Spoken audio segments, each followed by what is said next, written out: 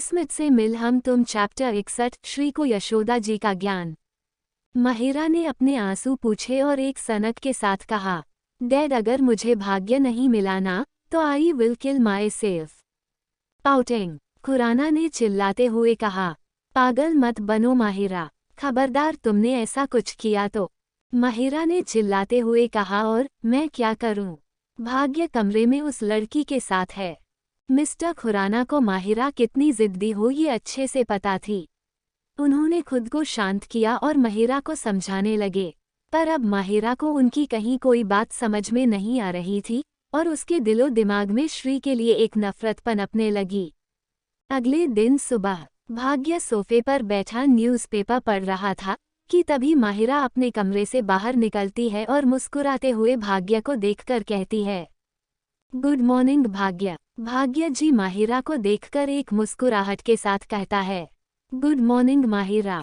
श्री इस वक्त किचन में थी, वह भाग्य के लिए कॉफ़ी बना रही थी। उसने किचन की विंडो से देखा तो माहिरा भी भाग्य के साथ सोफे पर बैठी थी, तो उसने माहिरा के लिए भी कॉफ़ी बनाई।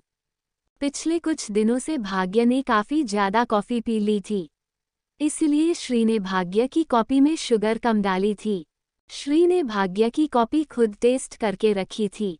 माहिरा भाग्य से कहती है, भाग्य मैं यहाँ पर तुमसे बिजनेस की स्किल्स सीखने आई हूँ, पर तुमने तो अभी तक मुझे कुछ भी नहीं बताया। भाग्य हंसते हुए न्यूज़पेपर फोल्ड करता है और टेबल पर रखते हुए माहिरा से कहता है, मैं बिजनेस की बातें घर पर नहीं करता माहिरा, श्री को पसंद नहीं है। वो कहती ऑफिस का काम ऑफिस में करो। श्री का नाम सुनते ही के चेहरे पर एक बार फिर से गुस्से के भाव आने लगते हैं, पर वह इस भाव को छुपा लेती है और अपने चेहरे पर मुस्कान बरकरार लगती है। तभी श्री किचन से आती है और भाग्य के सामने कॉफ़ी कप रखते हुए कहती है, मैं मामा जी को फ़ोन कर लेती हूँ, कल आपसे बात करते वक्त काफ़ी परेशान लग रहे थे। भाग्य हाँ में अपना सर हिलाता है। श्री वहाँ से चली जाती है। माहिरा कॉफ़ी का कप उठाते हुए भाग्य ने जो न्यूज़पेपर रखा था उसे उठाती है। इससे पहले माहिरा कॉफ़ी पीती भाग्य उसे रोकते हुए कहता है, महिला वो मेरी कॉफ़ी है। माहिरा हैरानी से भाग्य को देख रही थी। माहिरा कहती है, दोनों कप सेम ही है। भाग्य मुस्कुराते हुए उस कॉपी कोना पर टाइप करते हुए दिखाता है। माहिरा देखती है वहाँ पर एक पिंक कलर का लिप कलर लगा हुआ है। माहिरा की आंखें छोटी हो जाती है, पर फिर भी वह अपने चेहरे पर मुस्कान लिए वह कॉफ़ी भाग्य को पकड़ते हुए कहती है, आई एम सॉरी मुझे नहीं पता था। भाग्य कॉफ़ी लेते हुए कहता है, श्री को मेरी सेहत की बहुत फिक्र रहती है, इसीलिए मुझे मीठे से दूर रखती है। मुझ तक आने वाली हर मीठी चीज़ श्री पहले खुद ही टेस्ट करती है। माहिरा अपने मुंह पर जबरदस्ती की मुस्कान लेते हुए कहती है, हाउ स्वीट। थोड़ी देर बाद सब डाइनिंग टेबल पर बैठे ब्रेकफास्ट कर रहे थे।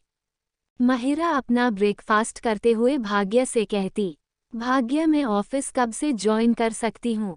भाग्य हैरानी से माहिरा को देखते हुए कहा, तुम्हें ऑफिस क्यों ज्वाइन करना है?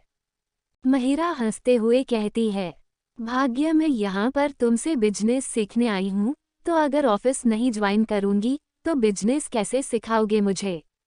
भाग्य को सोचता है और कहता है, ठीक है, तुम मेरे साथ ऑफिस चल सकती हो। भाग्य की ये कहते ही माहिरा के चेहरे की मुस्कान दुगनी हो जाती है और वह मुस्कुराते हुए अपना ब्रेकफास्ट करती है और अपने मन में कहती है, ऑफिस जाना तो एक बहाना है भाग्य, ताकि ज़्यादा से ज़्यादा तुम्हारी करीब रह सकूं। क्योंकि जितना ज़्यादा मैं तुम्हारे करीब रहूंगी उतना ही ज़्यादा तुम्हारे दिल से इस श्री को निकालकर बाहर फेंक दूंगी। ये कहते हुए माहिरा के चेहरे पर श्री के लिए नफरत साफ नजर आ रही थी, जो भाग्य की प्लेट में पोहा सर्व कर रही थी। थोड़ी देर बाद भाग्य और माहिरा ऑफिस के लिए निकल जाते हैं। उनके जाते ही यशोदा आंटी श्री के पास आती है और कहती है, ये लड़की जो आई है, मुझे कुछ ठीक नहीं नजर आ रही है। श्री हंसते हुए सोफे पर बैठती है और एक मैगजीन उठाते हुए कहती है, ऐसा क्यों कह रही है आंटी? मुझे तो कोई परेशानी नहीं नजर आती है उसमें। यशोदा आंटी श्री के साथ बैठती है और उसके माथे पर एक चपट लगाते हुए कहती है, ओ मेरी भोली भाली सी बिटिया, ये बाल धूप में सफ़ेद नहीं किए हैं मैंने। उस लड़की के हाव भाव मुझे कुछ अच्छे नहीं लग रहे हैं। मुझे ऐसा क्यों लग रहा है कि भाग्य के लिए उसकी नज़र खराब है। श्री हंसते हुए कहती है, अच्छा आपको ऐसा लगता है। यशोदा आंटी अपना सर पीट लेती है और कहती है, अरे पागल लड़की, कहने का मतलब है उस लड़की की नज़र है तेरे पति पर। श्री अपनी आंखें चढ़ा देती है और कहती है, क्या बकवास कर रही आंटी, ऐसा कुछ भी नहीं है। यशोदा आंटी कहती हैं, हमारे गांव में एक व्यापारी था, उसका व्यापार बहुत अच्छा चलता था, दिन दुगनी रात चौगुनी तरक्की करता था, पर इतना बड़ा व्यापार अकेली नहीं संभाल सकता था, इसीलिए उसने अपने लिए एक नौकर को रखा। नौकर उस व्यापारी का सारा हिसाब किताब देखता था और उस नौकर की मदद से उस व्यापारी को और मुनाफा होने लगा। वह व्यापारी अपने नौकर की वफादारी से खुश हो जाता और उसे अपने व्यापार के बारे में सब बता देता है। एक दिन वह व्यापारी जब सोकर उठता है तो देखता है कि उसका सारा दुकान लुट चुका है, तिजोरियां खाली हो चुकी है और वह बर्बाद हो चुका है। वह व्यापारी खुद अपने ही हाथों बर्बाद हुआ है। उसने अपने नौकर पर इतना भरोसा कर लिया कि उसे व्यापार के बारे सब बता दिया और वो उसी को लूट कर भाग गया।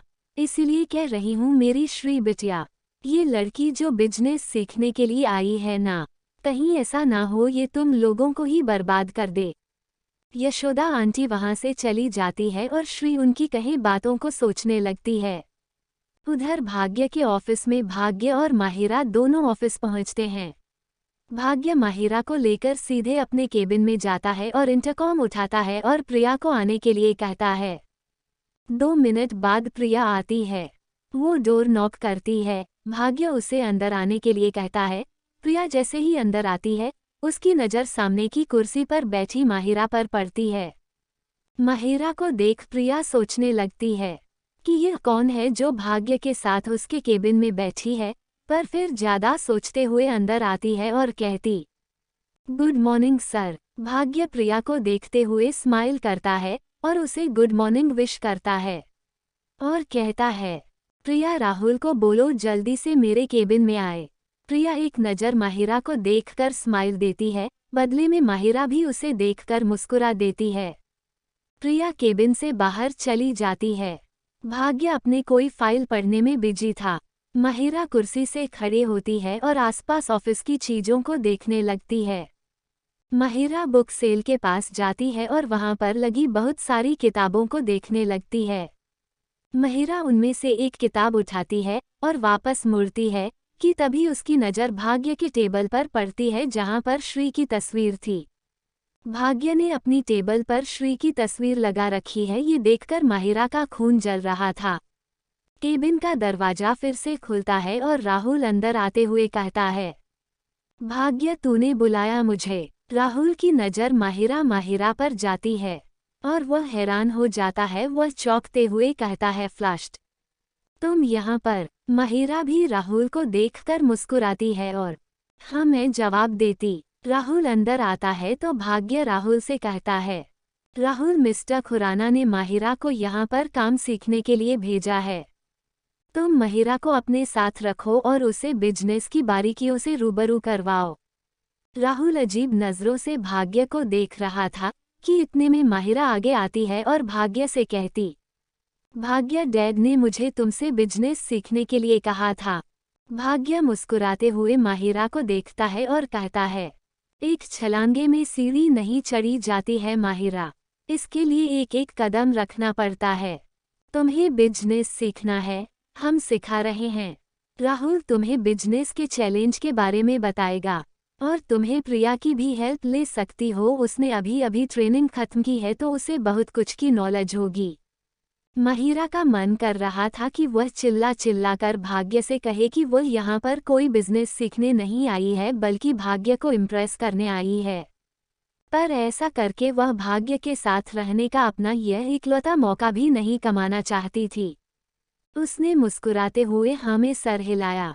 राहुल खड़ा होता है और माहिरा से कहता है, तुम मेरे केबिन में जाओ और मेरा वेट करो, मैं एक प्रोजेक्ट फाइल लेकर आता।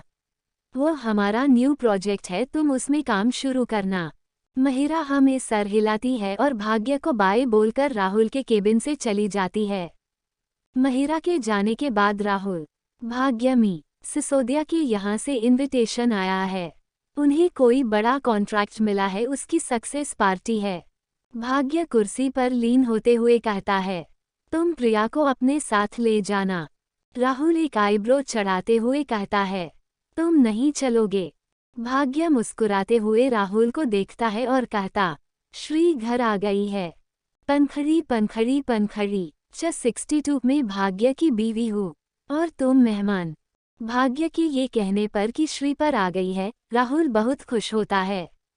वो हंसते हुए भाग्य से कहता है, वाह भाभी घर वापस आ गई है, ये तो बहुत ही अच्छी खबर है। अब इतने दिनों बाद घर वापस आई है, तू भाभी के साथ टाइम एक्सपेंड कर, बाकी सब मैं देख लूंगा। भाग्य भी मुस्कुराते हुए हमें अपना सर ही लाता है। राहुल उठकर केबिन से बाहर जाने वाला होता है कि भाग्य उसे रोकते हुए कहता है, राहुल रुक जाता है और मुड़कर भाग्य को देखता है तो भाग्य मुस्कुराते हुए राहुल को देखकर कहता है, थैंक्स श्री से बात करने के लिए। राहुल मुस्कुराते हुए हमें अपना सर ही लाता है और चला जाता है। शाम को भाग्य और माहिरा वापस घर आते हैं। माहिरा वहां से सीधे अपने रूम में चली जाती। कहाँ तो वो ये सोचकर ऑफिस गई थी कि भाग्य के आसपास रहेगी, और कहाँ आज भाग्य ने उसे पहले दिन ही राहुल के साथ काम पर लगा दिया। टंग आउट। इतना काम तो उसने अपनी जिंदगी में कभी नहीं किया। वैसे आज उसने कुछ काम किया भी नहीं था। राहुल ने बस उसे एक फाइल चेक करने के लिए दिया था और वह एक फाइल ही पूरे दिन भर चेक करती रही, और इतने से ही काम में उसको थकान हो गई। भाग्य वहां से अपने कमरे में जाता है। वह दरवाजा खोलकर देखता है तो श्री हेड रास्ट से सिर टिका के अपनी आंखें बंद करके लेटी थी। श्री का एक हाथ उसके पेट पर था और चेहरे पर दर्द साफ नजर आ रहा था। भाग्य अंदर जाता है और अपना कोट निकालकर सोफे पर फेंकता है। भाग्य श्री के पास जाता है और धीरे से उसके पेट के ऊपर हाथ रखता है। झटके से अपनी आंखें खोलती है और भाग्य को देखती है तो भाग्य श्री से कहता, दर्द हो रहा है, कोई दवाई ली या हम डॉक्टर के पास चल सकते हैं। श्री मुस्कुराते हुए नामे सर हिलाती है और कहती है, इसकी जरूरत नहीं है, कल तक अपने आप ठीक हो जाएगा। भाग्य अपनी जगह से उठते हुए कहता है, तुम लड़कियां भी ना, हमें जरा सा कहीं चोट लग जाए तो वह दर्द बर्दाश्त नहीं होता। पता नहीं तुम लड़कियां हर महीने इतना दर्द कैसे बर्दाश्त करती हो। भाग्य की इस बात पर श्री हंस देती है तो भाग्य रूम से बाहर चला जाता है। थोड़ी देर बाद भाग्य वापस आता है तो उसके हाथ में ट्रे थी। भाग्य ने कप उठाकर श्री को दिया। श्री ने वो कप अपने हाथ में लिया और उसने देखा कि यह अदरक की चाय थी। श्री ये देखकर मुस्कुराने लगती है तो भाग्य ने उससे कहा, कहीं पड़ा था मंथली रिसाइकल में जिंजर टी काफी फायदेमंद होता है। श्री मुस्कुराते हुए चाय लेती है। भाग्य ट्रस साइड में रखता है और उसमें से एक हॉट वाटर पाक उठाते हुए श्री के पेट के ऊपर रख देता है। श्री भाग्य को देखती है तो भाग्य कहता है, इसमें दर्द में आराम मिलेगा। भाग्य की हरकत पर श्री मुस्कुरा देती है। रात का खाना भाग्य ने कमरे में ही मंगा लिया था। भाग्य ने श्री को बेड उठने नहीं दिया और उसने श्री को अपने हाथों से खाना खिलाया। श्री भी किसी आज्ञाकारी बच्चे की तरह भाग्य की हर बात मान रही थी। महिरा ने भी अपना खाना अपने कमरे में ही मंगा लिया था। अगले दिन सुबह जब भाग्य की आंख खुलती है तो देखता है कि श्री बहुत सुकून से सो रही है और उसका एक हाथ भाग्य के कमर पर है और दूसरा हाथ अपने पेट पर। तब भाग्य को याद आता है कि कल रात श्री के पेट पर कैसे दर्द हो रहा था और वो कितनी परेशान थी। वो धीरे से अपनी जगह से उठता है। वह श्री को बिल्कुल परेशान नहीं करना चाहता था। धीरे से श्री का हाथ अपनी कमर से हटाता है और उसे ठीक से ब्लैंकेट से कवर करके भाग्य जिम चला जाता है। थोड़ी देर बाद भाग्य जब जिम से आता है तो देखता है श्री अभी भी वैसे ही सो रही। श्री की तबीयत ठीक नहीं है, ये सोचकर भाग्य ने उसे उठाना सही नहीं समझा। भाग्य रेडी होता है और रोज की रूटीन की तरह नीचे लिविंग हॉल में चला जाता है। भाग्य न्यूज़पेपर उठाकर उसे पढ़ने लगता है। तभी उसके सामने कॉपी का एक कप आता है और साथ में माहिरा की आवाज आती है। भाग्य देखता है तो माहिरा उसके सामने खड़ी थी और मुस्कुराते हुए उसे गुड मॉर्निंग कह रही थी। माहिरा के हाथ में कॉफी का एक कप था और एक कप उसने भाग्य की तरह कर रखा था। भाग्य कॉफी लेते हुए माहिरा से, गुड मॉर्निंग माहिरा, तुमने क्यों तकलीफ की, मैं यशोदा आंटी से कह देता। माहिरा अपनी कॉफी पीते हुए कहती है, यशोदा आंटी को मैंने उन्हें किचन में नहीं देखा। माहिरा अपनी कॉफी पीते हुए कहती है, यशोदा आंटी को मैंने उन्हें किचन में नहीं देखा। मैं अपने लिए कॉफी बना रही थी। मैंने देखा कि श्री अभी तक नीचे नहीं आई है और तुम भी अकेले ही बैठे हुए हो, तो मैंने तुम्हारे लिए भी कॉफी बना दी। भाग्य ने मुस्कुराते हुए ओके कहा। भाग्य अपने एक हाथ में कॉफी का कप पकड़े दूसरे हाथ से न्यूज़पेपर पढ़ रहा था। माहिरा भाग्य के सामने ही बैठी थी और उसका पूरा ध्यान भाग्य की तरफ था। माहिरा धीरे धीरे कॉपी का सिप लेकर भाग्य को देख रही थी, या यूं कहें उसके दिमाग में कुछ चल रहा था। बिजनेस रिलेटेड हेडलाइन पढ़ने के बाद भाग्य कॉफी के कप को पीने के लिए अपने होठों के पास लाता है, पर इससे पहले वह इससे कॉफी पी पाता उसके कानों में श्री की आवाज आती है, सुनिए। भाग्य के हाथ रुक जाते हैं और वह अपना चेहरा उठाकर देखता है तो श्री सीढ़ियों से तेजी से नीचे आ रही थी। श्री को इस तरीके से तेजी से आता देख भाग्य कॉफी और न्यूज़पेपर दोनों टेबल पर रखता है और श्री के पास जाते हुए कहता है, श्री आराम से, तुम गिर जाओगी। श्री हड़बड़ी में भाग्य के पास आती है और कहती है, आपने मुझे उठाया क्यों नहीं। श्री की ये कहने पर कि भाग्य ने उसे उठाया क्यों नहीं, भाग्य श्री को कंधे से पकड़ता है और कहता है, श्री की ये कहने पर कि भाग्य ने उसे उठाया क्यों नहीं, भाग्य श्री को कंधे से पकड़ता है और कहता है, तो क्या हुआ, तुम्हारी तबीयत ठीक नहीं थी तो मैंने तुम्हें सोने दिया। श्री अपना दुपट्टा सही करते हुए कहती है, मेरी तबीयत बिल्कुल ठीक है। ये सब तो होता ही रहता है, इसका मतलब यह नहीं है कि मैं आपको बिना नाश्ता किए यहाँ से जाने दूंगी। आप मुझे बस 2 मिनट दीजिए, मैं जल्दी से कुछ बनाकर लेकर आती हूँ। यशोदा आंटी भी नहीं है, उन्होंने मुझे कहा था कि उन्हें आज मंदिर जाना है। श्री नाश्ते की जरूरत नहीं है, तुम आराम करो। श्री कहती है, बिल्कुल भी नहीं, मैं आपको भूखे पेट घर से नहीं जाने दूंगी, बस 2 मिनट दीजिए मुझे। श्री जाने के लिए होती है, भाग्य उसका हाथ पकड़ते हुए कहता है, क्यों परेशान हो रही हो, कह रहा हूँ नाश्ते की जरूरत नहीं है, वैसे भी माहिरा ने मुझे कॉफी दे दी है, बाकी नाश्ता मैं ऑफिस में मंगवा लूंगा। श्री ने भाग्य के कहने के बाद टेबल पर नज़र डाली जहां पर न्यूज़पेपर के ऊपर कॉफी का एक कप रखा हुआ था। उसने एक नज़र माहिरा को देखा जो उन दोनों की बातें सुन रही थी और श्री के उसे देखने पर हल्की सी मुस्कुराते। श्री ने मुस्कुराते हुए भाग्य से, अच्छा कोई बात नहीं, आप कॉफ़ी पी लीजिए, पर मैं आपके लिए दूसरी कॉफ़ी बनाकर लाती हूँ। माहिरा जी जो कॉफ़ी लाई है वो तो ठंडी हो गई है। ऐसा कहते हुए श्री जल्दी से वो कॉफ़ी का कप उठाती है और उसे लेकर किचन में चली जाती है। भाग्य किचन के दरवाजे की तरफ देखते हुए ना में सर हिलाता है और वापस बैठते हुए कहता, ये लड़की भी ना, इसे जितना मर्जी समझाओ ये है कि समझने को तैयार ही नहीं रहती, तबीयत खराब है फिर भी चली गई किचन में। माहिरा अपने चेहरे पर जबरदस्ती की मुस्कान लेती है, लेकिन उसकी आंखों में इस समय कुछ और ही था। माहिरा अपनी जगह से खड़ी होती है और भाग्य से कहती है, मेरी कॉपी खत्म हो गई है, मैं कप किचन में रख कर आती हूँ। माहिरा किचन में चली जाती है जहाँ पर श्री भाग्य के लिए कॉफ़ी बना रही थी। माहिरा किचन में जाकर अपना कप क्लैपर रखती है और वह जैसे ही जाने के लिए मुड़ती है श्री उसे कहती है, तुम करना क्या चाहती हो माहिरा। श्री की ये कहने पर माहिरा रुक जाती है और पलटकर श्री को देखकर कहती है, मतलब। श्री माहिरा के सामने आ जाती है और अपने दोनों हाथ बांधते हुए कहती है, मतलब तुम भी अच्छे से समझ रही हो, तुमने भाग्य को कॉपी क्यों दी।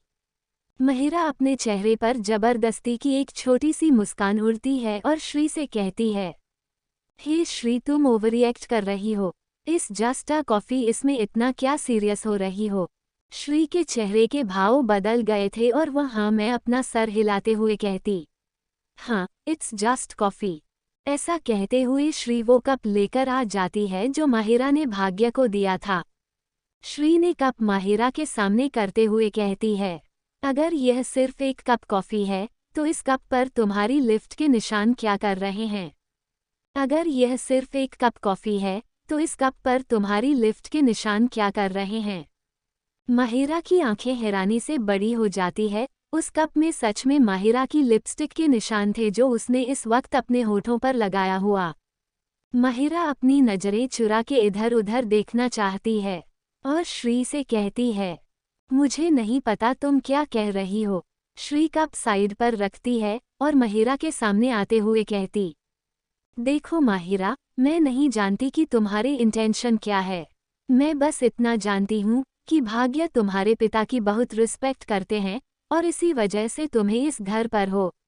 तुम ये काम सीखने आई हो ना, तो बस अपने काम पर ध्यान दो। मेरे घर गृहस्थी में घुसने की जरूरत नहीं है तुम्हें। माहिरा अपना चेहरा सख्त कर लेती है और श्री को एक धमकी भरे टोन में कहती है, एंग्री कम ऑन श्री, इतना भी ओवर रिएक्ट करने की जरूरत नहीं है। भाग्य को कम शुगर वाली कॉफ़ी पसंद है तो बस मैंने उसे भी बना कर दिया है।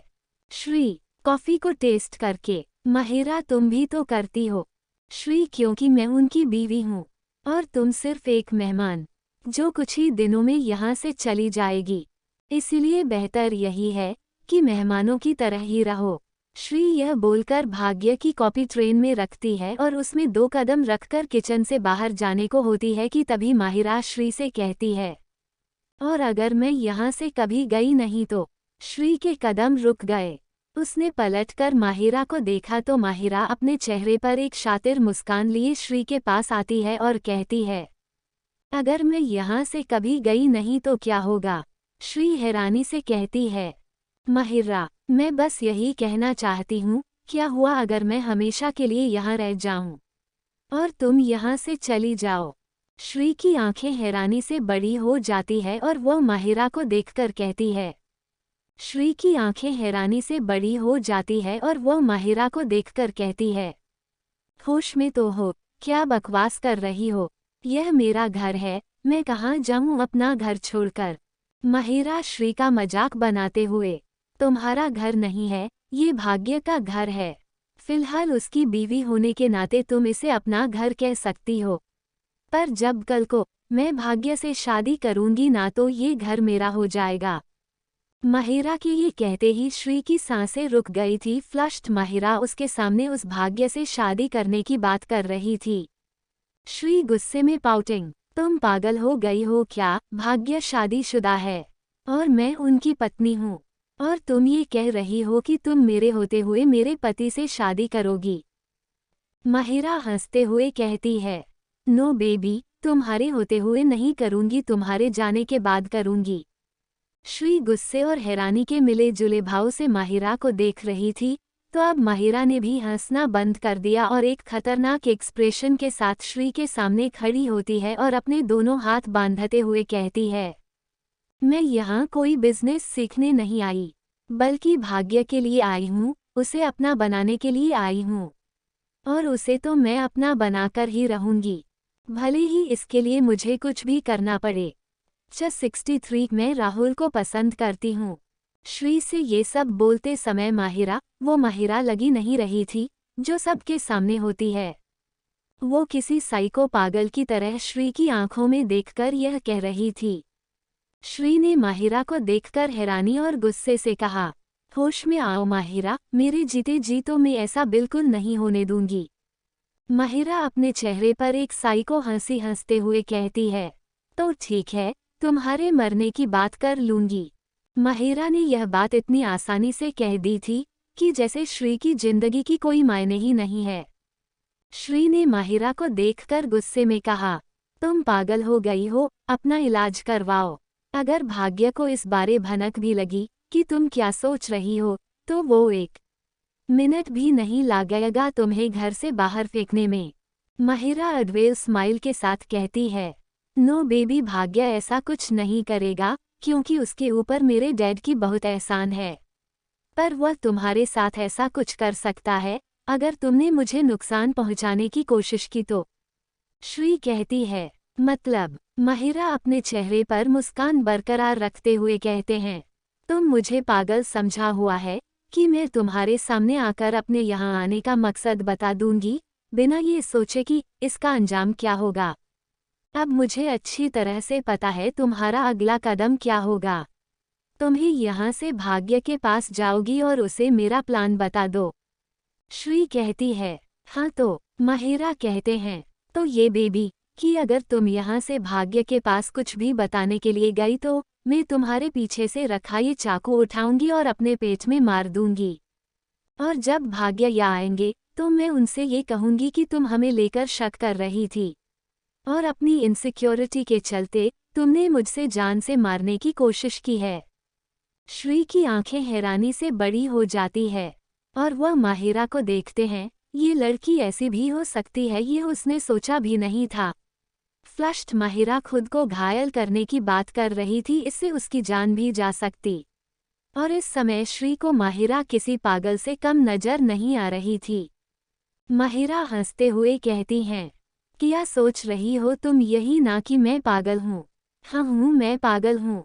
मैं भाग्य के लिए पागल हूँ और उसके लिए मैं किसी की जान दे भी सकती हूँ और अपनी जान दे भी सकती हूँ। श्री को माहिरा के इरादे पता चल गए थे और उसे ये भी पता चल गया था कि अगर उसने गलत कदम उठाया तो इसका हर्जाना उसे और भाग्य को भुगतना होगा, इसलिए उसे जोश से नहीं होश से काम लेना था। श्री ने खुद को नॉर्मल किया और माहिरा को देखकर कहा, ठीक है तो अब मुकाबला बराबरी का होगा।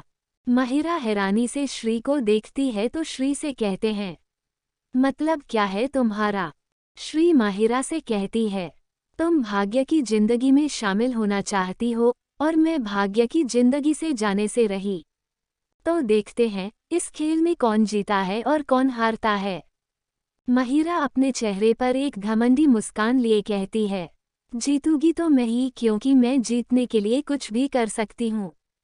श्री भी अपने चेहरे पर एक तिरछी मुस्कान लिए कहती है, तो ठीक है, तुम ये खेल अपने तरीके से खेलो और मैं अपने तरीके से।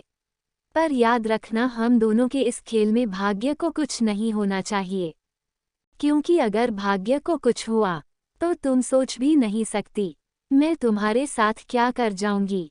माहिरा कहती है, भाग्य की फिक्र मुझे तुमसे ज्यादा है, तो ये बात अपने दिमाग से निकाल दो कि मैं भाग्य को कुछ कर दूंगी। ये सब मैं उसी के लिए कर रही हूँ और अगर वही नहीं होगा तो मेरा ये सब करने का फायदा क्या है। माहिरा एक कदम आगे आती है और श्री के सामने खड़े होकर उसकी आंखों में आंखें डालकर देखती है और कहती है, अब तुम देखना मैं कैसे भाग्य की जिंदगी से तुम्हें बाहर निकालकर फेंकती हूँ। श्री भी मुस्कुराते हुए कहती है, मैं भी देखना चाहती हूँ कि कोई अपनी ही किए हुए गड्ढे में कैसे गिरता है। ये गलतफहमी तुम अपने दिल से निकाल दो कि भाग्य की जिंदगी से मैं कभी बाहर जाऊंगी। ऐसा कहकर श्री जल्दी से किचन से बाहर निकल जाती है और मायरा गुस्से में श्री को घूर रही थी। अब श्री और माहिरा की जंग आमने सामने थी। अब माहिरा को कुछ भी छुपाने की जरूरत नहीं थी। उसने श्री के साथ खुलेआम जंग का ऐलान किया था और दांव पर लगा था भाग्य। जहां एक तरफ श्री को भाग्य के प्यार और अपनी शादी पर भरोसा था, तो वहीं माहिरा को अपने जुनून पर। भाग्य ऑफिस के लिए निकल जाते हैं। श्री सारा दिन बैठकर माहिरा की कही बातें सोच रही थी, या यूं कहें कि माहिरा के कहे शब्दों को नकारने की कोशिश कर रही थी। अगर भाग्य सच में उससे दूर हो गया तो नहीं नहीं, ऐसा नहीं हो सकता। भाग्य उससे प्यार करता है और श्री को बस भाग्य के प्यार पर ही भरोसा रखना है। आज शाम मिस्टर सिसोदिया की पार्टी थी। राहुल जी प्रिया को शाम को रेडी रहने के लिए कहा था। क्योंकि यह एक बिजनेस पार्टी थी, इसीलिए राहुल प्रिया को अपने साथ ले जा रहा था। आज के दिन भी माहिरा को भाग्य के साथ टाइम एक्सपेंड करने का मौका नहीं मिला था, क्योंकि राहुल ने उसे काम में उलझा रखा था। टंग आउट। माहिरा यहाँ पर इंटर्न थी और हर कंपनी की तरह इस कंपनी में भी इंटर्न से ही सबसे ज्यादा काम करवाया जा रहा था। टर्न आउट वैसे एक तरह से देखा जाए तो ये सही ही था। जितना वह भाग्य से दूर रहेगी उतना ही वो अपनी चालों को अंजाम देने में नाकामयाब रहेगी। स्माइल। शाम को माहिरा और भाग्य वापस घर आ जाते हैं। रोज की तरह माहिरा भी थोड़े से काम से ज्यादा थक गई थी, इसलिए अपने कमरे में चली जाती है और भाग्य भी अपने कमरे में चला जाता। इधर राहुल अपने घर में डैडी होता है और प्रिया को मैसेज करता है कि वो उसे पिक करने आ रहा है। प्रिया भी अपने घर में रेडी हो रही होती है और राहुल के मैसेज पर ओके का रिप्लाई करती है। थोड़ी देर में राहुल अपने 3 पीस सूट में प्रिया को लेने उसके घर के बाहर खड़ा था। आज प्रिया ने ब्लैक कलर की 1 पीस ड्रेस पहनी थी। अपने बालों को स्ट्रेट करके खुला छोड़ा हुआ था। लाइट स्मोकी मेकअप के साथ आज सच में प्रिया कहर ढा रही थी। वो अपने रोज के अंदाज से अलग नजर आ रही थी और राहुल ने जब पहली नजर बानी को देखा तो वो उसे देखता ही रह गया। प्रिया सच में आज बहुत खूबसूरत लग रही थी। प्रिया जब अपने घर से राहुल की गाड़ी तक चलकर आ रही थी तो राहुल के मुंह से प्रिया को देखते हुए ब्यूटीफुल प्रिया राहुल की गाड़ी के आ जाती है, पर राहुल अभी भी एक तक प्रिया को देख रहा था। प्रिया अपने हाथ राहुल के चेहरे के सामने हिलाते हुए कहती है, हेलो राहुल, आप ठीक हो? प्रिया के ऐसा करने पर राहुल होश में आता है और नजरें इधर उधर करते हुए कहता, हाँ मैं ठीक हूँ, चलो चलते हैं। राहुल प्रिया के लिए गाड़ी गेट ओपन करता है। प्रिया सीट पर बैठ जाती है और राहुल ड्राइविंग स्टार्ट कर देता है। थोड़ी ही देर में प्रिया और कभी एक फार्म हाउस पहुंचते हैं जो मिस्टर सिसोदिया का था और यहीं पर आज की पार्टी होनी थी। राहुल और प्रिया की गाड़ी जैसे ही वहां पर पहुंचती है, एक वेटर जल्दी से आता है और प्रिया की तरफ का दरवाजा ओपन करता है। प्रिया गाड़ी से बाहर निकलती है। राहुल अपनी तरफ से निकलते हुए उस गार्ड को चाबी पकड़ा देता है। राहुल और प्रिया एक साथ पार्टी में आए थे। यह एक बिजनेस पार्टी थी, इसलिए इन्हें ज्यादा फॉर्मल होने की जरूरत नहीं थी, क्योंकि यहाँ ज्यादातर लोग बिजनेस रिलेटेड बातें कर रहे थे।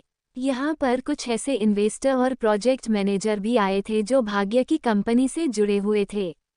प्रिया एक तरफ देखते हुए राहुल से, अल्पविराम, राहुल, मिस्टर सिंघानिया भी यहाँ हैं। राहुल मी सिंघानिया की तरफ देखते हुए प्रिया से कहता, तुम एक काम करो, तुम मुझसे सिंघानिया के साथ जाकर बातें करो, मैं मिस्टर सिसोदिया से मिलकर आता हूँ।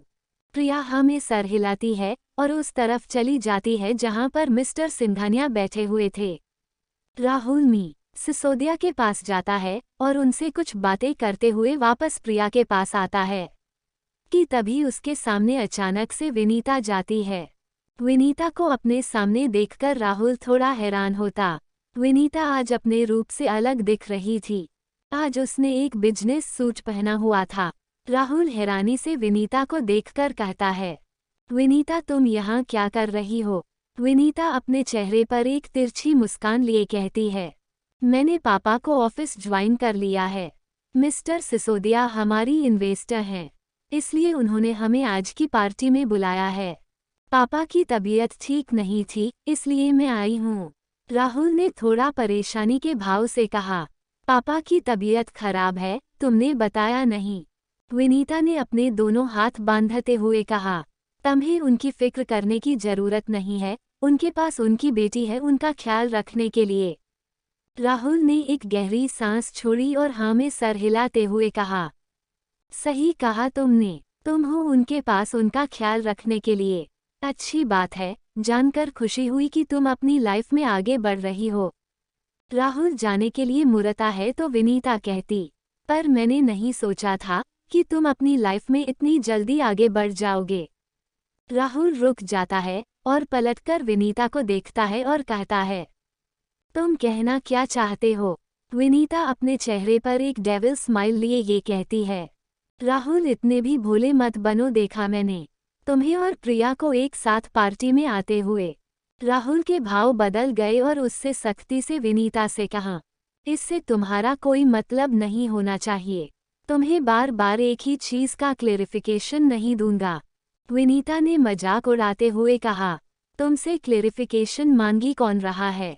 तुम और प्रिया अच्छे लगते हो एक साथ, और अब तो हम दोनों का डिवोर्स भी हो चुका है। चाहे तो तुम बानी के साथ रहो, घूमो फिरो, शादी करो, बच्चे करो, इसमें मुझे क्या। एक तरह से देखा जाए प्रिया भी कोई कम खेली खाई लड़की नहीं है। देखो तो डाइवोर्स को अभी ठीक से 6 महीने भी नहीं हुए, और तुम्हारे साथ चिपक कर घूमने भी लगी। अपना फ्यूचर ही सिक्योर कर रही है, और हो भी क्यों ना। तुम दिखने में हैंडसम हो, पैसे वाले हो, आखिर उसे भी तो अपने भविष्य सुरक्षित करने के लिए कुछ चाहिए। विनीता की इतनी बकवास सुनने के बाद राहुल गुस्से में विनीता से कहता है, पाउटिंग सट्टाओप, विनीता मैं पहले भी तुम्हें कह चुका हूं कि तुमने प्रिया के बारे में बोलने का कोई हक नहीं है। विनीता भी भाव बदल के कहती है, मुझे कोई शौक नहीं है तुम्हारी गर्लफ्रेंड के बारे में कुछ बोलने का। लेकिन जब विनीता इतने के आगे कुछ बोल ही नहीं पाई क्योंकि राहुल हैरानी से सामने देख रहा था, और जब विनीता ने उसकी नज़रों का पीछा किया तो उसकी आंखें भी हैरानी से बड़ी हो गई क्योंकि सामने प्रिया खड़ी थी। प्रिया के चेहरे पर इस समय कोई भाव नहीं थे, पर उसने विनीता की सारी बातें सुन ली थी। प्रिया एक नज़र राहुल को देखती है, जो अपनी नज़रें नीची कर लेता है, जैसे कि उसे नज़रें नीची करते हुए कह रहा हो, सॉरी पेंसिव फेस। प्रिया के चेहरे पर एक हल्की मुस्कान आ जाती है और वह धीरे से चलते हुए विनीता और राहुल के पास आती है। प्रिया विनीता के सामने आती है और मुस्कुराते हुए उसको देखकर कहती है, अब तक मुझे लगता था आप सिर्फ गलतफहमी का शिकार हो रही है, और राहुल जी ने आपसे कितनी बार इस गलतफहमी को दूर करने की भी कोशिश की। पर कहते हैं ना, हर चीज़ का इलाज है, लेकिन शक का कोई इलाज नहीं। अगर आपको ये शक है कि मेरी और राहुल के बीच में कुछ है, तो मैं आज आपकी शक को यकीन में बदल देती हूँ। विनीता के आईब्रो खड़े हो गए। प्रिया ने मुस्कुराते हुए अपने दोनों हाथ बांधे और विनीता से कहा, आपका ऐसा मानना है ना कि मैं और राहुल एक दूसरे को पसंद करते हैं? तो ठीक है, आप सही समझती हैं, मैं राहुल को पसंद करती हूँ। प्रिया के ऐसा कहने पर राहुल और विनीता दोनों हैरान हो जाते हैं और दोनों प्रिया को देखने लगते हैं। प्रिया आगे कहती, हाँ, आज मैं कहती हूँ सामने से कि मैं राहुल को पसंद करती हूँ और उसके साथ अपनी जिंदगी गुजारना चाहती हूँ। Just 64, विल यू मैरी मी? राहुल हैरानी से प्रिया को देख रहा था और उससे भी ज्यादा हैरानी हो रही थी विनीता को। पर प्रिया को विनीता की नज़रों से कोई असर नहीं हुआ और उसने आगे कहा, क्या हुआ विनीता जी, आप ऐसे चौंक क्यों गई? अरे आप ही तो कहती रहती है कि मेरा राहुल के साथ अफेयर है, अब मैं सामने से कबूल कर रही हूँ कि मैं राहुल को पसंद करती हूँ, तो इसमें हैरानी वाली क्या बात है? विनीता अभी भी आंखें फाड़े प्रिया को देख रही थी। प्रिया ने मुस्कुराते हुए, विनीता जी, हम किसी के सोच नहीं बदल सकते, अब ये तो देखने वाले का नजरिया है। कोई भगवान को पत्थर का कहता है तो किसी को पत्थर में भी भगवान नजर आता है। ये तो अपने अपने नजरिए की बात है। आपकी नज़रों से मेरा और राहुल के बीच में एक रिश्ता, मेरी नज़रों से देखा जाए तो राहुल जैसा जीवन साथी हर किसी को नहीं मिलता है। आपने कहा ना कि मैं अपना फ्यूचर सिक्योर कर रही हूँ, राहुल के साथ रहकर अपना भविष्य सुरक्षित कर रही हूँ, तो क्या गलत कर रही हूँ? हर लड़की अपने लिए अच्छा फ्यूचर सोचती है, हर लड़की अपने फ्यूचर को लेकर एक अच्छी प्लानिंग करती है, हर लड़की चाहती है कि उसका लाइफ पार्टनर वेल सेटल्ड हो। अगर मैंने भी यह सब राहुल में देख लिया तो क्या गलत किया? मिडिल क्लास लोग भी तो अपने लिए लड़की के लिए सरकारी नौकरी वाला लड़का ढूंढते ही है ना, ताकि उनका भविष्य सुरक्षित हो। और आप किसी अनजान लड़की से भी पूछेंगे ना, तो भी यही कहेगी उसका सपना है कि उसके सपनों का राजकुमार सफ़ेद घोड़े पर आकर उसे सपनों के महल में ले जाए। विनीता जी, एक आम लड़की के सपने में भी राजकुमार आता है और उसे महलों में ले जाता है। अगर मैंने अपने लिए ऐसा एक सपना देखा तो क्या गलत किया? जहाँ तक बात रही राहुल की, तो राहुल जैसा जीवन साथी तो बहुत सौभाग्य की बात, और यह बात आपसे बेहतर कौन जानता है, आप तो उनके साथ रही भी हैं। अगर आपको ऐसा लगता है कि मेरा राहुल के साथ ऐसा रिश्ता है जो शादी में बदल सकता है, तो मैं कबूल करती हूँ। हाँ, मैं राहुल आपको पसंद करती हूँ और अगर मुझे मौका मिलेगा तो भविष्य में उनके साथ शादी करके घर भी बासगी। प्रिया की एक एक शब्द विनीता को तीर की तरह चुभ रहे थे। वो गुस्से और हैरानी के मिले जुले भाव से प्रिया को देख रही थी। राहुल आगे आता है और प्रिया का बाजू पकड़ के उसे पीछे करते हुए थोड़ा गुस्से और शक्ति में कहता है, प्रिया ये क्या बकवास कर रही हो। प्रिया मुस्कुराते हुए राहुल को देखती है और कहती है, मैं कोई बकवास नहीं कर रही हूँ राहुल, मैं तो वही कह रही हूँ जो आपकी एक्स वाइफ कब से हम दोनों को कहना चाह रही है। राहुल, मुझे आपके और आपके पर्सनल लाइफ से कोई लेना देना नहीं था। फिर विनीता की तरफ उंगली करते हुए प्रिया कहती है, पर इस औरत ने अपने गुरूर और भाग्य जीजू से नफरत के चलते भाग्य जीजू और श्री का रिश्ता खराब करने की कोशिश की है। राहुल अब हैरानी से प्रिया को देखता है और कहता है, क्या बकवास कर रही हो। प्रिया भी थोड़ा सख्ती से कहती है, मैं बिल्कुल सही कह रही हूँ और अगर विनीता जी जरा भी सच्ची है तो पूछिए उनसे, श्री को भाग्य जीजू से अलग करने में इनकी साजिश थी या नहीं। यहाँ तक कि श्री के मन में भी भाग्य जीजू और माहिरा को लेकर भी इन्होंने ही शक पैदा करने की कोशिश की थी। राहुल चौंक कर कहता है, फ्लश्ड क्या। प्रिया कहती है, हाँ, श्री जब घर वापस चली गई थी तो मैंने उसे फ़ोन किया था। उसने बताया कि उसके और भाग्य जीजू के बीच में सारी मिसअंडरस्टैंडिंग क्लियर हो गई है, लेकिन जो मिसअंडरस्टैंडिंग उसके मन में आई थी उसकी वजह विनीता थी। राहुल गुस्से में विनीता को देखता है तो विनीता अपनी नज़रें चुराने लगती है। राहुल इससे पहले विनीता को कुछ कहने के लिए आगे बढ़ता प्रिया उसका हाथ पकड़ लेती। राहुल प्रिया को देखता है तो प्रिया ना में अपना सर हिलाती है। राहुल अभी भी गुस्से में विनीता को घूर रहा था। प्रिया ने राहुल को रोकते हुए विनीता से कहा, आपको जो करना था वह आप कर चुकी है विनीता जी, और अब जो हम करने जा रहे हैं शायद उससे आपका कोई लेना देना नहीं है। विनीता उन दोनों को देख रही थी। प्रिया ने राहुल का हाथ करके पकड़ा और उसे अपने साथ ले गई। विनीता अपने सामने उन दोनों को जाता हुआ देख रही थी। प्रिया किस तरीके से अपने साथ हक के साथ ले जाने से राहुल हैरानी से प्रिया को ही देख रहा था, पर वो किसी पतंग की डोर की तरह बिना किसी भाव की उसके पीछे चलता जा रहा था। प्रिया राहुल को लेकर स्टेज पर पहुंचती है और माइक लेते हुए कहती है, प्रिया के सामने मिस्टर सिसोदिया बैठे थे जिनकी यह पार्टी दी थी। प्रिया ने अपने हाथों में माइक लिया और मिस्टर सिसोदिया की तरफ देखते हुए कहा, hello mister Sisodia, thank you so much हमें इस पार्टी में बुलाने के लिए। आप जैसे बड़े एंटरप्रेन्योर के साथ मिलने का हमें मौका मिला, ये सच में मेरे लिए बहुत ही बड़ी बात। आई नो कि यह बिजनेस रिलेटेड पार्टी है, पर वो क्या है ना, कभी कभी बिजनेस रिलेटेड चीज़ें कब हमारी पर्सनल लाइफ में इंटरफेयर करने लगती है हमें भी पता नहीं चलता। और ऐसा ही कुछ मेरे साथ हुआ है। यहाँ पर सभी बिजनेसमैन हैं, पर है तो सभी इंसान ही ना। फीलिंग तो सब में होती है। अरे ऐसे ही अपनी फीलिंग आज मैं यहाँ पर सबके सामने शेयर करना चाहती हूँ, पर इसके लिए मिस्टर सिसोदिया मुझे आपकी परमिशन की ज़रूरत है। क्या मैं आपके इस बिजनेस पार्टी में अपनी पर्सनल फीलिंग रख सकती हूँ। मिस्टर सिसोदिया जो इस टेबल पर बैठे हुए थे, उन्होंने अपने हाथ में पकड़े ड्रिंक को ऊपर करते हुए हाँ में सर हिलाया। प्रिया ने मिस्टर सिसोदिया को मुस्कुराते हुए थैंक यू कहा। राहुल हैरानी से प्रिया को देख रहा था और समझने की कोशिश कर रहा था कि वह करना क्या चाहती, और यही कुछ हाल विनीता का था। पर अगले ही पल राहुल और विनीता दोनों की सांसें जैसे मुंह को आ गई थी, क्योंकि प्रिया अपने घुटनों पर बैठे अपने हाथ में माई के लिए और एक हाथ राहुल के सामने करते हुए कहती है, Rahul will you marry me, will you marry me. Priya ने सीधा सीधा राहुल को शादी के लिए प्रपोज कर दिया था। वहां पर खड़ा हर शख्स इस अनोखी प्रपोजल को देख रहा था, जहां पर एक लड़की घुटनों के बल बैठे लड़के को शादी के लिए पूछ रही थी।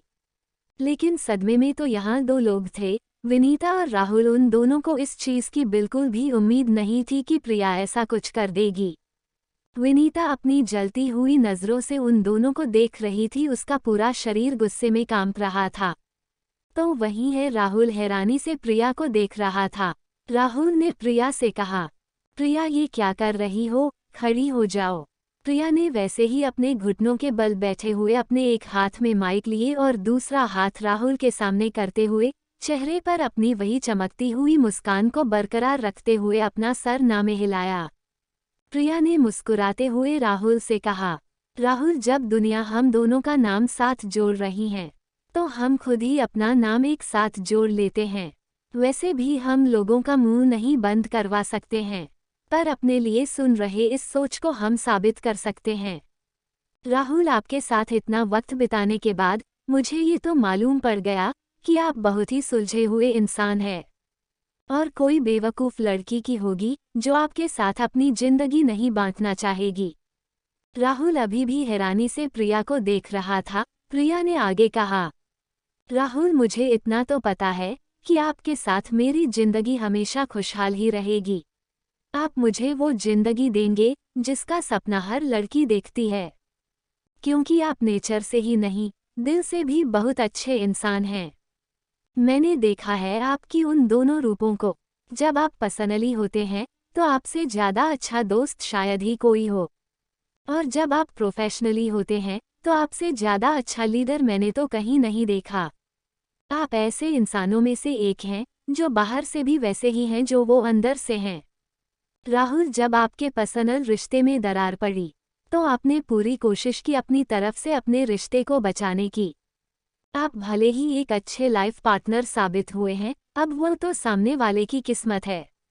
आपकी अच्छाई को नहीं पहचान पाए। ये सुनते ही विनीता के कान जलने लगे। पाउटिंग प्रिया ने आगे कहा, आपकी खुद का इतना अच्छा खासा बिजनेस है, फिर भी आप अपने दोस्त के साथ उसके बिजनेस में इन्वॉल्व है। ये साबित करता है कि आप रिश्तों को निभाने में मायने रखते हैं। राहुल मुझे नहीं पता प्यार क्या होता है, लेकिन प्यार अगर एक दूसरे के साथ जिंदगी भर साथ चलने का एहसास है तो शायद मुझे आपसे प्यार है। मैं यह नहीं कहती कि आप भी मुझसे प्यार करें, पर क्या आप मेरे प्यार को एक मौका देंगे? प्रिया इतनी गहराई से राहुल की बातें कर रही थी। ये सुनते हुए राहुल आश्चर्य था। उसके मन की गहराई को आज तक कोई इतना नहीं समझ पाया था। राहुल प्रिया को मना करना चाहता था। उसने कस के अपनी आंखें बंद कर ली और जैसे उसने आंखें खोली उसकी नज़रें विनीता पर गई। उसे एकाएक याद आ गया कि विनीता ने कैसे उसे रिश्ता तोड़ दिया, उसे तब छोड़कर चली गई जब वो उसकी सबसे ज़्यादा ज़रूरत थी। विनीता ने अपने रिश्ते को निभाने के बारे में एक भी बार नहीं सोचा, यहाँ तक कि उसने भाग्य और श्री के रिश्ते को भी तोड़ना चाहा। राहुल विनीता से नफरत नहीं करता है, पर उसके बारे में इतना सब सोचकर राहुल के अंदर गुस्से का एक सैलाब उमड़ने लगा। राहुल ने अपना हाथ प्रिया के हाथ में और दूसरे हाथ से प्रिया को खड़ा किया। राहुल ने प्रिया की आंखों में देखते हुए, yes I will marry you. Priya खुशी से चहक उठी। उसने माइक जल्दी से साइड टेबल पर रखा और कूदकर राहुल के गले लग गई। राहुल ने भी मुस्कुराते हुए उसे अपनी बाहों में भर लिया और पूरे गार्डन में तालियों की गड़गड़ाहट और उन दोनों के लिए सीटियां बजने लगी। उन दोनों को ऐसा देखकर विनीता के तन बदन में आग लग रही थी। उसका वहां सांस लेना भी मुश्किल हो रहा था, इसलिए वह पैर पटकते हुए वहां से चली गई। पाउटिंग राहुल ने प्रिया को अपनी बाहों में लेते हुए उस तरफ देखा जिस तरफ से विनीता गई थी। राहुल ने धीरे से प्रिया से कहा, वह चली गई। प्रिया ने राहुल को और कस के हग करते हुए कहा, उसका चले जाना ही बेहतर है। राहुल और प्रिया अपने रिश्ते की एक नई शुरुआत कर चुके थे। हालांकि दोनों को मंजिल का पता नहीं था, पर रास्ते दोनों के एक ही थे। दोनों ने साथ में कदम तो बढ़ा लिया था, अब देखना ये था कि यह साथ कहाँ तक चलता है और अब इनके जीवन में सब सही होगा या कोई नया तूफान आएगा। जिंदगी के अजीब उतार चढ़ाव के बीच में एक और दिन बीत गया। अगले दिन सुबह भाग्य के हाथ में न्यूज़पेपर था, लेकिन आज वह बिजनेस न्यूज़ नहीं पढ़ रहा था, बल्कि उसकी नज़र पेज 3 के टॉप हेडलाइंस पेज पर थी। वहां पर राहुल और प्रिया की एक तस्वीर थी, जिस पर प्रिया अपने घुटनों के बल बैठी है और राहुल को प्रपोज कर रही है। और वहां पर प्रिया ने कैसे अनोखे अंदाज से राहुल को प्रपोज किया था ये लिखा था। इंटरनेट पर आज का हॉट टॉपिक ही यही था। भाग्य ने कसके अपनी आंखें बंद कर ली, तभी श्री के आती है और भाग्य के सामने कॉफी रखते हुए कहती, क्या बात है। भाग्य श्री के सामने न्यूज़पेपर कर देता है और उस पर प्रिया और राहुल की फोटो देखकर श्री भी हैरान होती। तभी माहिरा अपने रूम से निकल कर आती है और सोफे पर आते हुए भाग्य से कहती है, भाग्य तुमने आज का सोशल मीडिया देखा? भाग्य ने कहा, नहीं मैंने नहीं देखा, क्यों क्या हुआ है? माहिरा ने अपना सोशल मीडिया अकाउंट भाग्य के सामने करते हुए कहा, पूरे इंटरनेट पर आज की हॉट टॉपिक यही है, प्रिया ने राहुल को प्रपोज किया है। पनखड़ी पनखड़ी पनखड़ी। 65 राहुल और प्रिया को भाग्य का साथ। 65 राहुल और प्रिया को भाग्य का साथ। भाग्य माहिरा के फोन में देखता है तो यहाँ पर लाइव वीडियो चल रहा था जहाँ पर प्रिया राहुल को शादी के लिए प्रपोज कर रही थी।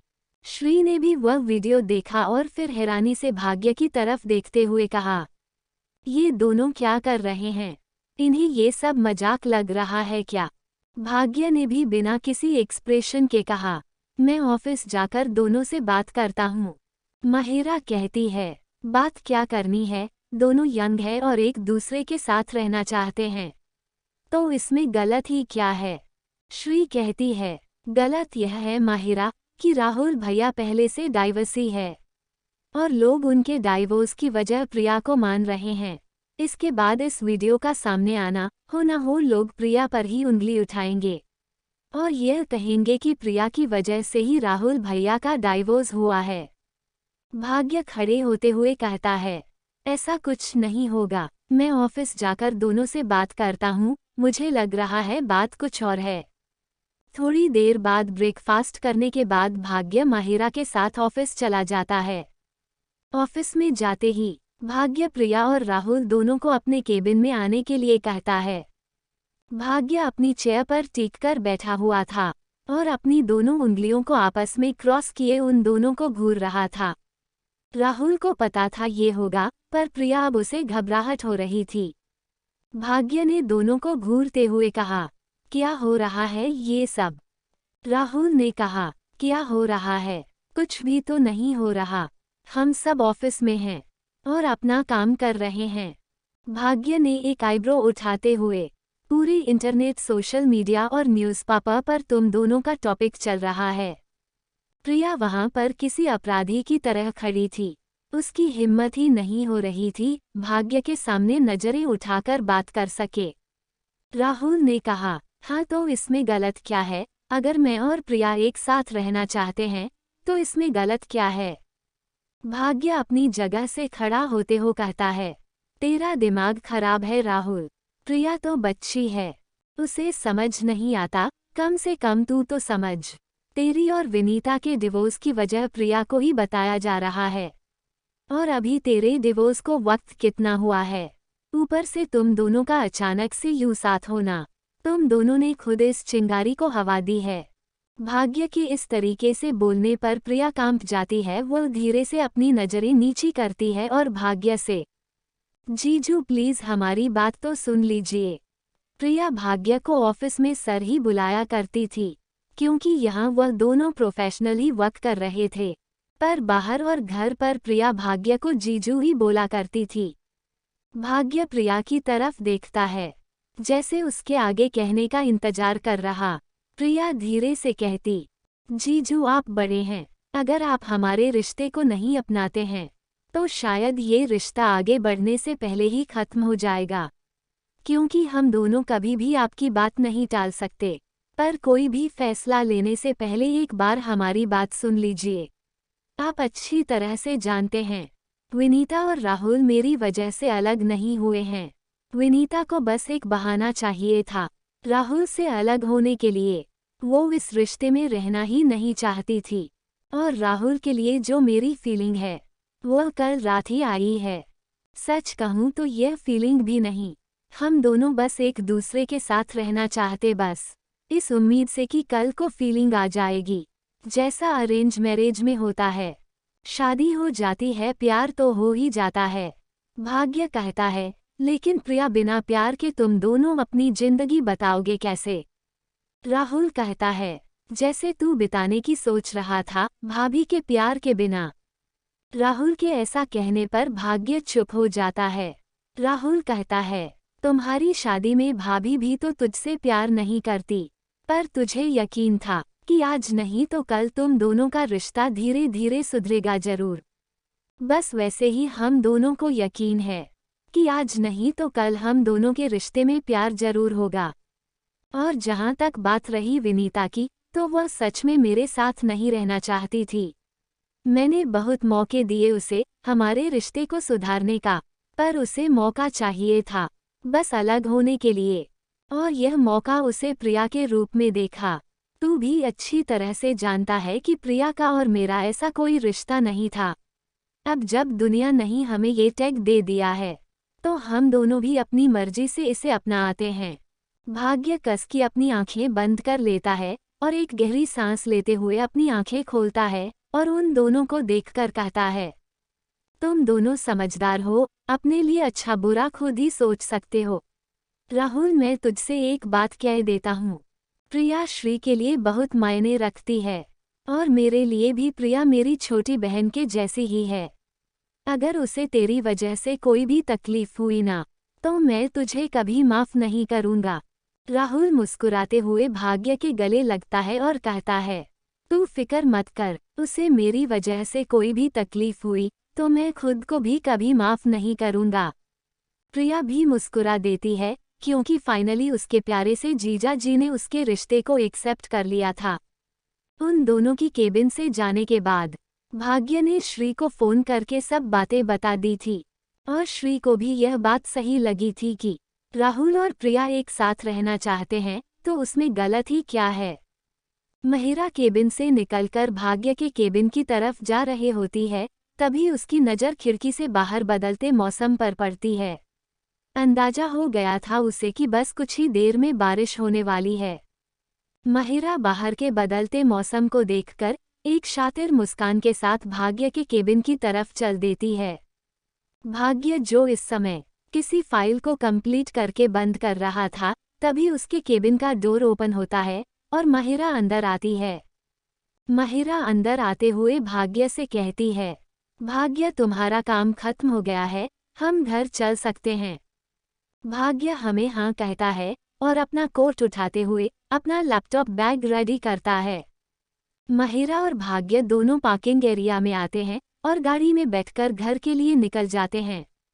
भाग्य गाड़ी में बैठे हुए भी अभी तक फ़ोन में अपना काम कर रहा था, और महिरा उसके बगल में बैठे कभी भाग्य को देखती तो कभी अपने फ़ोन को। ड्राइवर ने अचानक से गाड़ी रोक दिया और अचानक से ब्रेक लगने की वजह से भाग्य ने कहा, क्या बात है, तुमने गाड़ी क्यों रोक दी? ड्राइवर कहता है, सर मौसम खराब हो गया है, बहुत तेज बारिश हो रही है, कुछ दिखाई भी नहीं दे रहा है। भाग्य का ध्यान बाहर जाता है, जहां पर मूसलाधार बारिश हो रही थी। भाग्य कहता है, ठीक है, इस रास्ता छोड़ दो, आगे ट्रैफिक बहुत मिलेगा, तुम एक काम करो, छोटे रास्ते से ले लो। ड्राइवर गाड़ी बैक करता है और किसी दूसरे रास्ते से चल देता है। उसके ऐसा करते ही महिरा के चेहरे पर एक शातिर मुस्कान आ जाती है। वो सब दूसरे रास्ते से थोड़ा ही आगे बढ़े थे कि अचानक से गाड़ी फिर से झटके से रुक जाती है। भाग्य ने फर्स्ट टेस्ट होकर ड्राइवर से कहा, क्या कर रहे हो, गाड़ी चलानी नहीं आती क्या? ड्राइवर ने डरते हुए कहा, सर वह गाड़ी अचानक बंद पड़ गई, अब 2 मिनट रुके, मैं अभी चेक करके आता हूँ। भाग्य कहता है, जल्दी करो, वैसे भी बारिश बहुत तेज हो रही है, श्री परेशान हो रही होगी। ड्राइवर बाहर निकल जाता है। वह गाड़ी चेक करके वापस आता है और भाग्य से कहता है, सर इंजन बंद पड़ गया है, यहाँ पास ही में एक मैकेनिक है, मैं उसे बुलाकर लाता हूँ, थोड़ा टाइम लगेगा। भाग्य कहता है, जो करना है जल्दी करो, बारिश बढ़ती जा रही है। ड्राइवर जल्दी से वहां से निकल जाता है। उसके जाते ही महिरा की आंखों में कुछ चमक आ जाती है और वह भाग्य को देखती है। भाग्य अपना फ़ोन निकालता है और एक नंबर डायल करता है। भाग्य बार बार किसी को फ़ोन कर रहा था, लेकिन नंबर डायल नहीं जा रहा था। भाग्य ने चेक किया, खराब मौसम की वजह से उसका नेटवर्क नहीं आ रहा था। भाग्य ने कसकर अपनी आंखें बंद कर ले। माहिरा ने कहा, परेशान क्यों हो रहे हो? श्री को भी पता है कि बारिश हो रही है, तो क्या हो गया, आज घर थोड़ी देर से चले जाओगे तो? अब ये सब तुम जानबूझकर तो नहीं कर रहे हो, गाड़ी खराब हो गई है। भाग्य ने फ्रस्ट्रेशन के साथ कहा, तुम श्री को नहीं जानती हो, छोटी छोटी बातों पर टेंशन लेने लगती है। माहिरा कहती है, श्री को तो फिर भी तुम घर जाकर समझा दोगे, पर तुम क्यों अभी टेंशन ले रहे हो? देखो ना बाहर कितना अच्छा मौसम हो रहा है, चलो ना बारिश में भीगते हैं।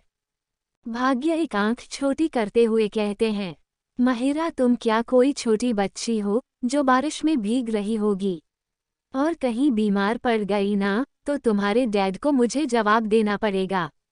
माहिरा जिद करते हुए कहती है, नहीं यार, कुछ नहीं कहेंगे और ना ही मैं बीमार पड़ोगे, प्लीज यार चलो ना।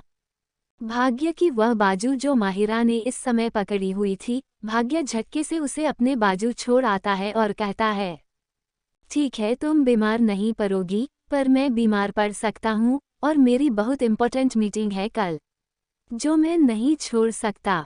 इसलिए तुम्हारी इस चाइल्ड हरकत की वजह से अगर मेरी तबीयत खराब हुई ना तो श्री से डांट पड़ेगी सो अलग, इसलिए चुपचाप यहाँ बैठी रहो। माहिरा खींचते हुए अपने मन में कहती है, अभी भी इसे श्री की ही पड़ी है। माहिरा जल्दी से अपने साइड का डोर ओपन करती है और बाहर निकलते हुए कहती है, तुम्हें नहीं आना मत आओ, पर मैं तो जाऊंगा। भाग्य माहिरा को रोकता है, लेकिन माहिरा तब तक सड़क के बीच में जाती है और अपने हाथ फैलाते हुए बारिश को फील करने लगती है। भाग्य माहिरा के इस बचपने पर परेशान हो गया था। माहिरा बाहर बारिश में मजे कर रही थी और भाग्य उसे देखकर परेशान होता हुआ गाड़ी में ही बैठा था। तभी भाग्य की नज़र सामने से आते ट्रक पर गई है, जो फुल स्पीड में इसी तरफ आ रहा था। भाग्य की आंखें हैरानी में बड़ी हो गई और वह माहिरा को देखकर चिल्लाते हुए कहा, माहिरा हटो, सामने से गाड़ी आ रही है, फ्लश्ड। पर माहिरा जैसे उसकी आवाज़ ही नहीं सुन रही थी। भाग्य में जोर से चिल्लाते हुए कहा, माहिरा हटो वहाँ से, ट्रक तुम्हारी तरफ ही आ रहा है। पर माहिरा अभी भी अपने दोनों हाथों को फैलाए ऊपर बारिश की बूंदों को अपने चेहरे पर महसूस करते हुए गोल गोल घूम रहे थे। भाग्य देखता है, ट्रक माहिरा के बहुत पास आ रहा है, अगर माहिरा वहाँ से नहीं हटी तो ये ट्रक उसे उड़ा देगा। भाग्य जल्दी से गाड़ी से बाहर निकलता है और माहिरा के पास जाता है। ट्रक जैसे ही उन दोनों के पास आता है, भाग्य माहिरा को लेकर एक तरफ कूद जाता है। इस वक्त भाग्य नीचे था और माहिरा उसके ऊपर लेटी हुई थी। भाग्य के हाथ माहिरा के कमर पर थे और माहिरा के दोनों हाथ भाग्य के शोल्डर पर थे। माहिरा भाग्य को देख रही थी, पर भाग्य की जलती हुई नज़रों से महसूस हुई वह जल्दी से खड़ी हुई। भाग्य खड़ा होता है और माहिरा को डांटते हुए कहता है, पागल हो गई हो क्या? इतनी देर से आवाज़ लगा रहा हूँ, सुनाई नहीं दे रहा है क्या? चलो मेरी बात नहीं सुनाई दे रही है, गाड़ी की आवाज़ सुनाई दे रही होगी ना? ट्रक तुम्हें मारने वाला था, पागल लड़की।